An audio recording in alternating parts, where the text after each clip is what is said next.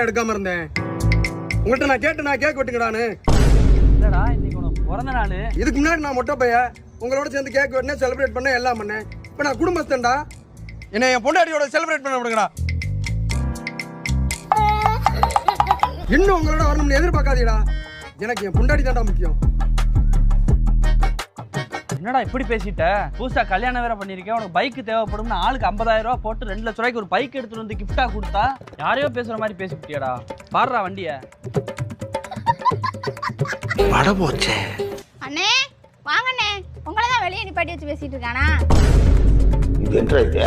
Array நீ அப்பா ஒரு லூசு பைய அறிவே இருக்காது, உள்ள குடி வந்து உட்கார்ந்து பேசுறான். இந்த வரம்மா. டீயா காஃபி அண்ணே? சரி எல்லாருக்கும் பூஸ்டே போட்டு வச்சுறேன், உள்ள வாங்க.